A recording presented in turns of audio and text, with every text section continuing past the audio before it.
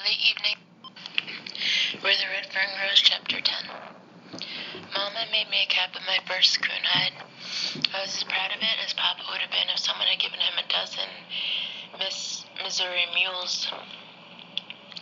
Mama said afterwards that she wished she hadn't made it for me because in some way, wearing that cap must have affected my mind. I went coon crazy. I was out after the ringtails every night. About the only time I didn't go hunting, was when the weather was bad, and even then, Mama had all but had to hog-tie me. What wonderful nights they were, running like a deer through the thick timber of the bottoms, tearing my way through stands of wild cane, climbing over drifts and jumping logs, running, screaming, and yelling, "Get 'em, boy, get 'em," following the voices of my little hounds. It wasn't too hard for a smart old coon to fool old Dan, but there was none that prowled the riverbanks that could fool my little Ann. As Grandpa had predicted, the price of coonskins jumped sky high. A good-sized hide was worth from $4 to $10, depending on the grade and quality. I kept the side of our smokehouse plastered with hides. Of course, I would spread them out a little to cover more space. I always stretched them on the side facing the road, never on the back side. I wanted everyone in the country to see them. The money earned from my furs was turned over to my father. I didn't care about it. I had what I wanted, my dogs. I suppose that Papa was saving it for something because I never saw anything new turn up around our home, but like any young boy, I wasn't bothered by it and I asked no questions. My whole life was wrapped up in my dogs. Everywhere I went, they went along. There was only one place I didn't want them to go with me, and that was to Grandpa's store. Other dogs were always there, and it seemed as if they all wanted to jump on old Dan. It got so bad the only time I went to see my grandfather was when I had a bundle of fur to take to the store. This was always a problem. In every way I could, I would try to slip away from my dogs. Sometimes I swore that they could read my mind. It made no difference what I tried. I couldn't fool them. One time I was sure I'd outsmarted them. The day before I was to make one of my trips, I took my furs out to the barn and hid them. The next morning I hung around the house for a while and then nonchalantly whistled my way out to the barn. I climbed up in the loft and peeked through a crack. I could see them lying in front of their doghouse. They weren't even looking my way. Taking my furs, I sneaked out through a back door and, walking like a tomcat, I made it to the timber. I climbed a small dogwood tree and looked back. They were still there and didn't seem to know what I'd done. Feeling just about as smart as Sherlock Holmes, I headed for the store. I was walking along, singing my lungs out when they came tearing out of the underbrush, wiggling and twisting and tickled to death to be with me. At first, I was mad, but one look at dancing little Ann and all was forgiven.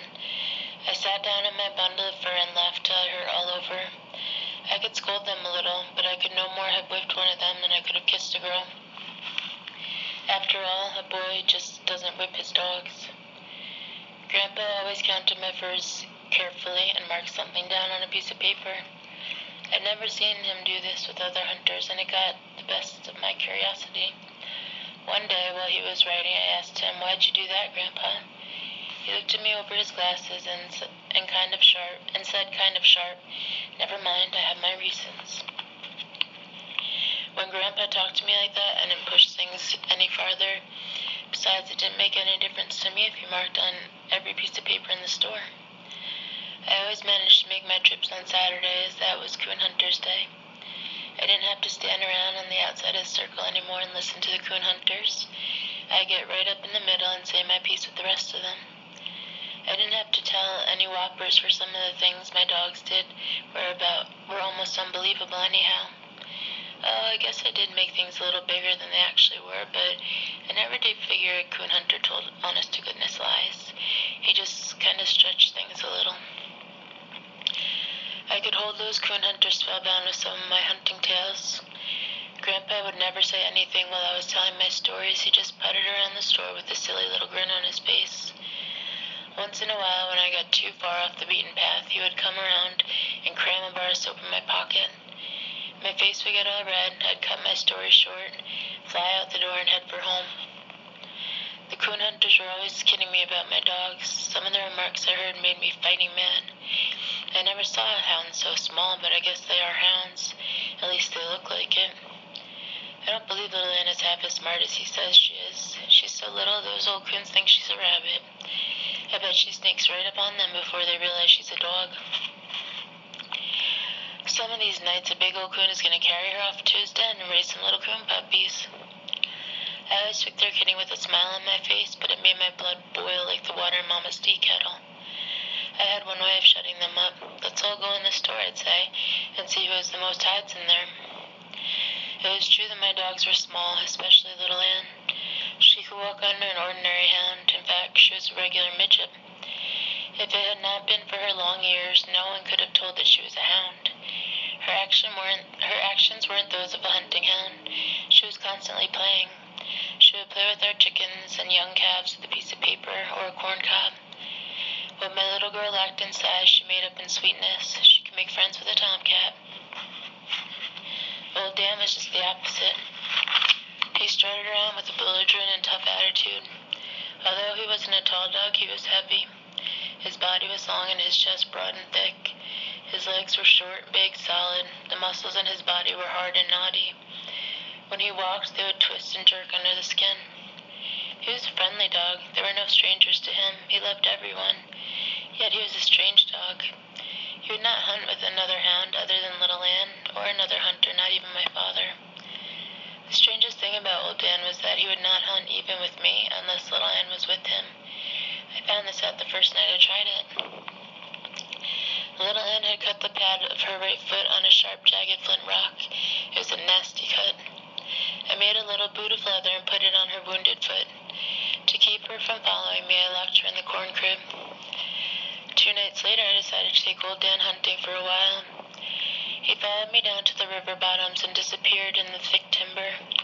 I waited and waited for him to strike a trail. Nothing happened. After about 2 hours, I called to him. He didn't come. I called and called. Disgusted, I gave up and went home. Coming up through the barn lot, I saw him rolled up in a ball on the ground in front of the corn crib. I immediately understood. I walked over and opened the door. He jumped up in the crib, smelled little Ann's foot, twisted around in the shucks, and laid it down by her side. As he looked up at me, I read this message in his friendly gray eyes. You could have done this a long time ago. I never did know if little Ann would hunt by herself or not. I am sure she would have, for she was a smart and understanding dog, but I never tried to find out. Little Ann was my sister's pet. They rubbed and scratched and petted her. They would take her down to the creek and give her baths. She loved it all. If Mama wanted a chicken caught, she would call little Ann. She would run the chicken down and hold it with her paws until Mama came. Not one feather would be harmed. Mama tried old Dan once. Before she got the chicken, there wasn't much left but the feathers. By some strange twist of nature, little Ann was destined to go through life without being a mother. Perhaps it was because she was stunted in growth, or maybe because she was the runt in a large litter. That may have had something to do with it. During the first season, November through February, I was given complete freedom from work. Many times when I came home, the sun was high in the sky. After each hunt, I always took care of my dogs. The flint rocks and sawbriars were hard on their feet. With a bottle of peroxide and a can of salve, I would doctor their wounds. I never knew what to expect from old Dan. I never saw a coonhound so determined, or one that could get into so many predicaments. More than one time, it would have been the death of him if it hadn't been for smart little Ann. One night, not long after I had entered the bottoms, my dog struck the trail of an old boar coon. He was a smart old fellow and had a sack full of tricks. He crossed the river time after time. Finally, swimming to the middle and staying in the swift current, he swam downstream. Knowing he would have to come out somewhere, my dogs split up. Old Dan took the right side. Little Ann worked the other side. I came out of the bottoms onto a gravel bar and stood and watched them in the moonlight. Little Ann worked downriver, and then she came up. I saw her when she passed me going up the bank, sniffing and searching for the trail. She came back to me. I patted her head, scratched her ears, and talked to her. She kept staring across the river to where old Dan was searching for the trail. She waded in and swam across to help him. I knew that the coon had not come out of the river on her side. If he had, she would have found the trail. I walked up to a riffle, pulled off my shoes, and waded across. My dogs worked the riverbank up and down. They circled far out into the bottoms. I could hear the loud snuffing of old Dan. He was bewildered and mad. I was getting a thrill from it all, as I had never seen them fooled like this. Old Dan gave up on his side, piled into the river, and swam across the side that Little Ann had worked. I knew that it was useless for him to do that. I was on the point of giving up, calling them to me, and going elsewhere to hunt when I heard the bawl of Little Ann. I couldn't believe what I heard. She wasn't bawling on a trail. She was sounding the tree bark. I hurried down the bank. There was a loud splash. I saw old Dan swimming back. By this time, Little Ann was really singing a song. In the bright moonlight, I could see old Dan clearly. His powerful front legs were churning the water. Then I saw a sight that makes a hunter's heart swell with pride. Still swimming, old Dan raised his head high out of the water and bawled. He couldn't wait until he reached the bank to tell Little Ann he was coming. From far out in the river, he told her. Reaching the shallows, he plowed out of the river onto a sandbar. Not even taking time to shake the water from his body, again he raised his head and bawled, and tore out down the bank. In a trot, I followed, whooping to let them know I was coming. Before I reached the tree, old Dan's deep voice was making the timber shake. The tree was a large birch, standing right on the bank of the river. The swift current had eaten away at the footing, causing it to lean. The lower branches of the tree dangled in the water. I saw how the smart old coon had pulled his trick. Coming in toward the bank from midstream, he had caught the dangling limbs and climbed up. Exhausted from the long swim, he stayed there in the birch, thinking he had outsmarted my dogs. I couldn't understand how Little Ann had found him. It was impossible to follow the tree toward the bottoms. It was too much off balance. I did the next best thing. I cut a long elder switch. Unbuckling one of my suspenders, I tied it to the end and climbed the tree. The coon was sitting in a fork of a limb.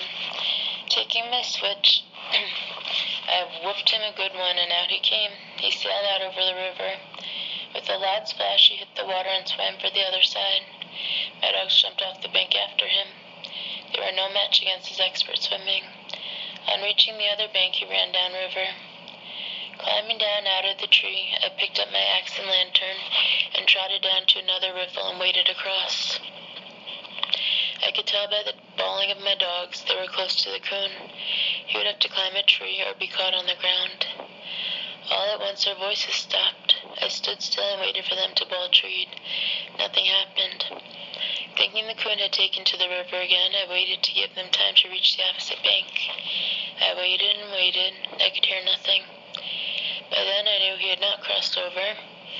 I thought perhaps they had caught him on the ground. I hurried on. I came to a point where a slough of crystal clear water ran into the river. On the other side was a bluff.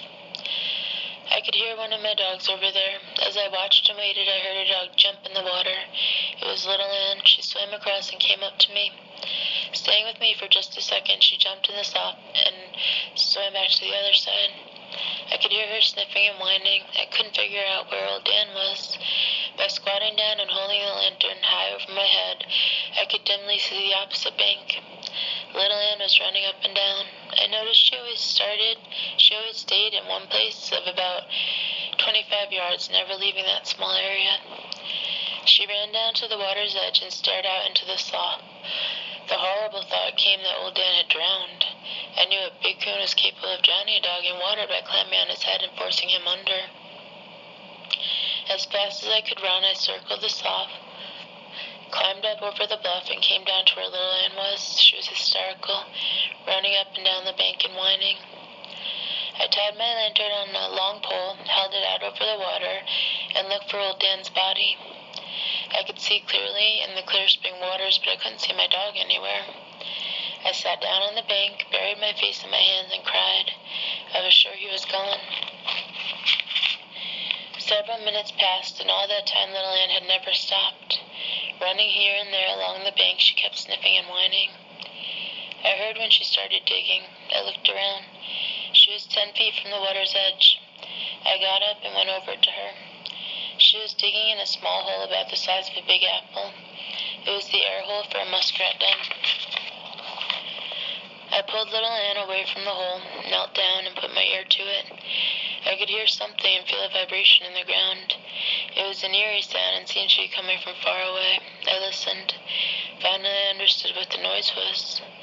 It was the voice of old Dan. Little Anne had opened the hole up enough with her digging so his voice could be heard faintly. In some way, he had gotten into that old muskrat den. I knew that down under the bank in the water, the entrance to the den could be found. Rolling up my sleeve, I tried to find it with my hand. I had no luck. It was too far down. There was only one thing to do. Leaving my axe and lantern, I ran for home. Picking up a long-handled shovel, I hurried back. The sun was high in the sky before I dug old Dan out. He was a sight to see. Nothing but mud from the tip of his nose to the end of his tail. I held onto his collar and led him down to the river to wash off. The water there was much warmer than the cold spring water of the south. After washing him, I turned him loose. Right back to the hole he ran. Little Anne was already digging.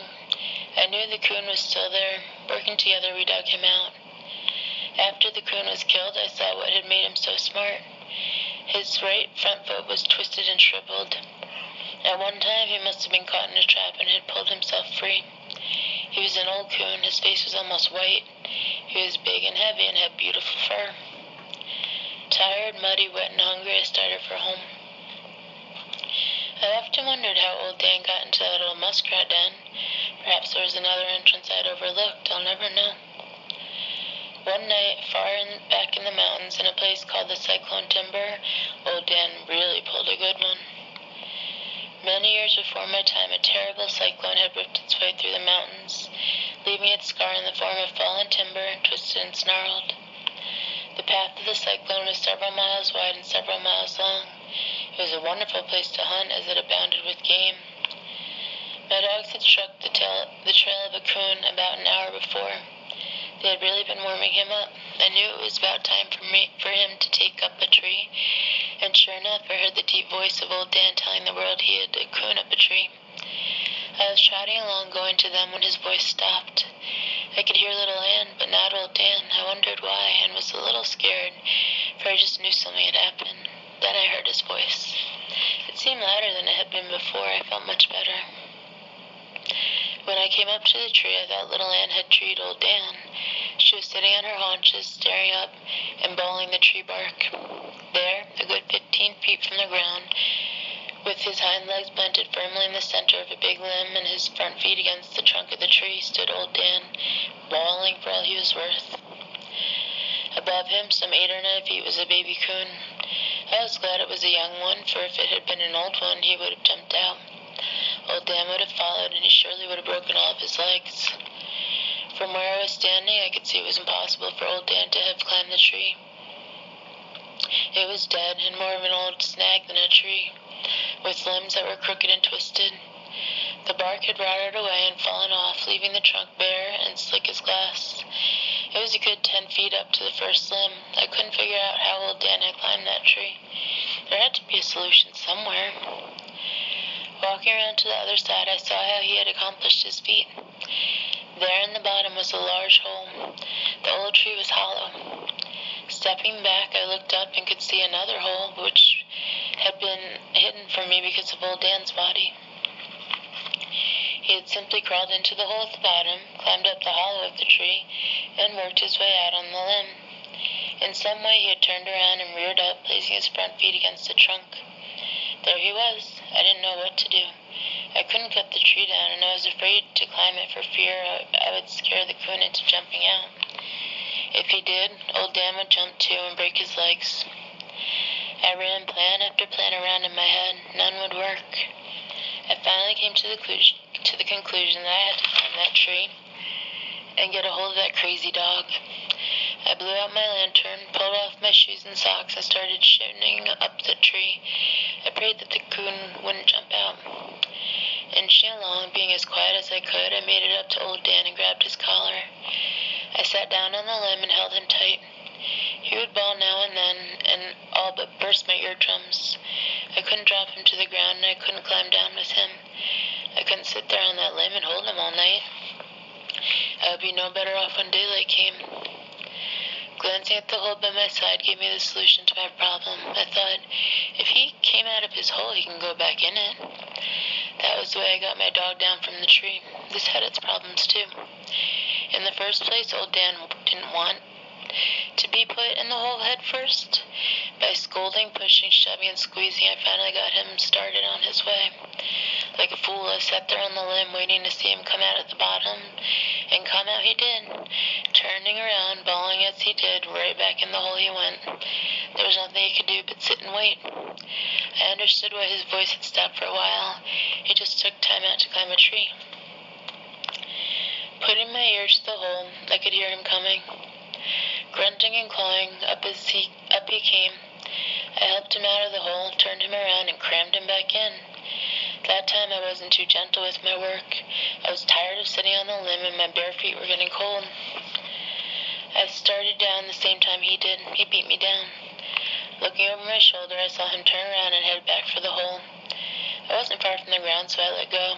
The flint rocks didn't feel too good to my feet when I landed. I jumped to the hole just in time to see the tip end of his long tail disappearing. I grabbed it.